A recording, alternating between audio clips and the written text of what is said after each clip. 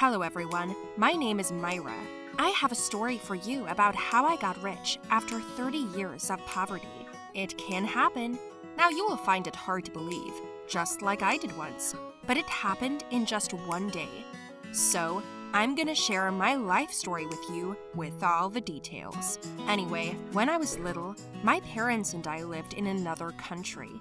My parents are both medics, and they worked somewhere in a hospital. I was not particularly involved in their affairs. So one day, some people came to our house. They threatened my father and mother and demanded them to give them something.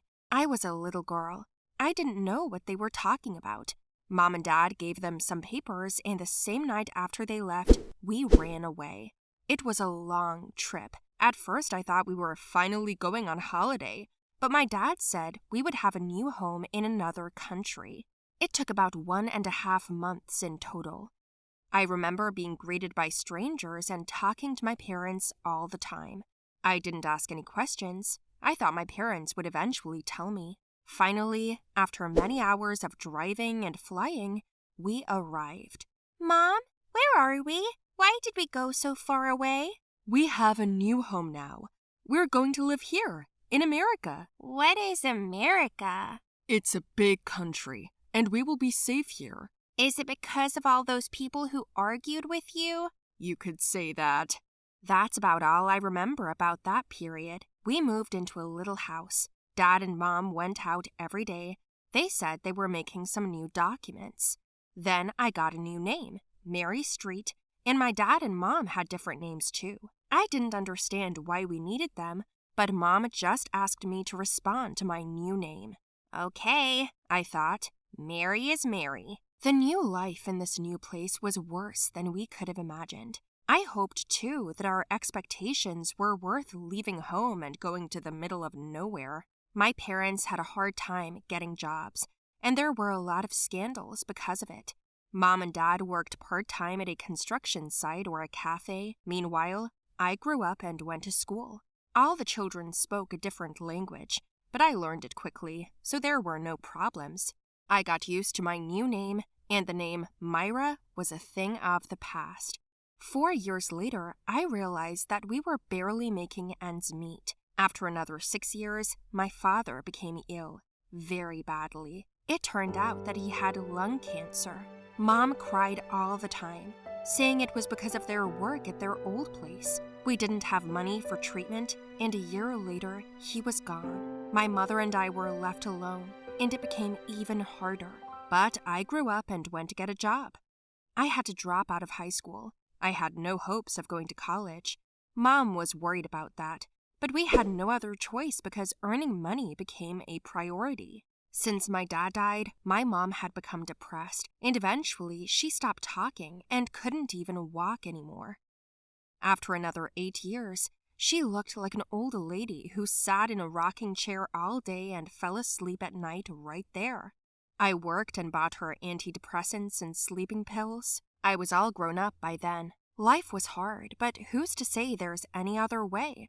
I was working 2 jobs, sometimes in a pizza parlor, sometimes as a janitor in offices. I didn't have a personal life because I had no desire to communicate or be friends with anyone. One day, I sat down next to my mother on the floor and started a conversation. Mom, why did it happen this way? Surely you thought that our lives would be better here? Why did we have to leave anyway? We did it to save our lives. We were in great danger. Danger? Isn't there danger now? We could starve to death or be left on the street when we don't have enough money to pay our rent. I understand. All people make mistakes, and we did. Don't blame your dad. He meant well. But what did you do wrong? You were just doctors. No, baby. We lied to you. We were not doctors. We were developers. Years ago, your father and I went to a cool college, graduated successfully, and were offered internships at a company like NASA. That's where he and I met. We developed a system for space rockets and wanted to sell them to our country, but we could not agree on the amount. So the company sent some bigwigs to take it away from us for free. Like, if you don't want it that way, it's different.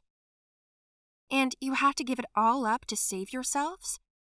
You, honey, They said that they would take you away from us. They would keep us alive, but not you, so that we would regret what we had done for the rest of our lives. Wow. And then we ran away? Yes, but we ran away because we gave them the fake schemes. What do you mean? The real blueprints are in a safe place. We were planning to take them to the US, but it would take 30 years to get them out. Otherwise, we would have been executed for treason. So, you're saying that all these years... Yes, we were stalling for time, so that you could have a good life afterward, because you have your whole life ahead of you. I wish your father had lived to see this moment. After Mom's words, I felt bad. I could not digest all the information at once. It seemed as if the ground had slipped from under my feet. I did the math and realized that more than 18 years had passed, which meant that I had to wait another 10 or 11 years, and that was it. It was like being in prison when you believe and know that life will be better, but you have to wait a very, very long time for that to happen. Because of the story my mom told me, I distanced myself from everyone. I didn't let anyone close, even just as friends, because I didn't want anyone to know about our family's secret. Over the years, my mother had grown noticeably older, and I was already worn out because life is waiting in ruins, even for the most patient. And when those very 30 years had passed, my mother was gone too. I was left all alone, but I had to fulfill their purpose in life. I gathered all the necessary documents and went to the address of the people whose contacts my parents had left me. I did everything according to the instructions. After the negotiations, the man looked at me for a long time. I didn't understand why he was staring at me like that. He invited me to discuss the details of the deal informally and invited me to a restaurant. I went there in the evening. It was strange that at 9 p.m. there were no other customers. He was waiting for me at a table. "Hello, Mary. Come in and sit down." "There's no one here. That's strange." "I guess we got lucky." I immediately got down to business, but he was stalling, asking who I was, what I did about my childhood and my parents. I answered briefly, without any details. Then he poured me a drink. I politely declined and asked, "So, what about the deal?" He got up from his seat, came up behind me, leaned over, and whispered, "I have a better offer. You give me all the blueprints, and I won't kill you, Myra." I looked at him, my legs trembling. "What? Who's Myra? Where did you come from?" "I am the son of the man who hunted your parents all his life. We knew you were living in the US, that you would be trying to sell the blueprints years from now. Only we didn't know your name according to your new IDs. And then you came to us yourself. It's a good thing I changed my name a long time ago, too." And then I realized that I was screwed, and if I didn't do something, I was going to get killed.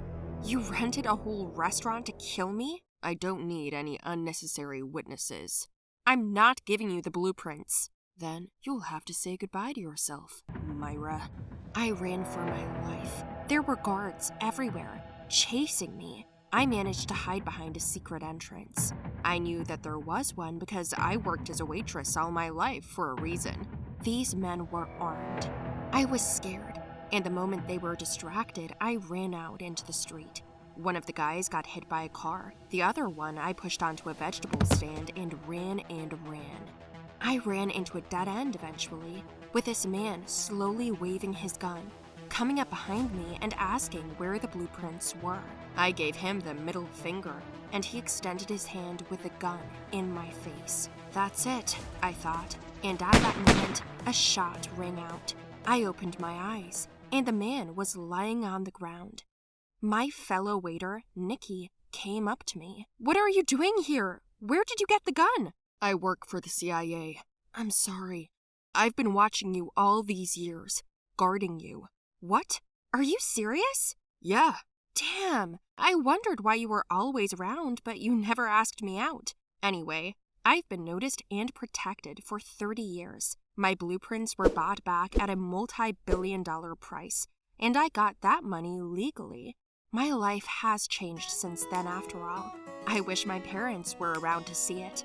Tell me guys, did you like my story? Write your opinion about it in the comments below the video. Don't forget to like it, share it with your friends, and subscribe to the channel.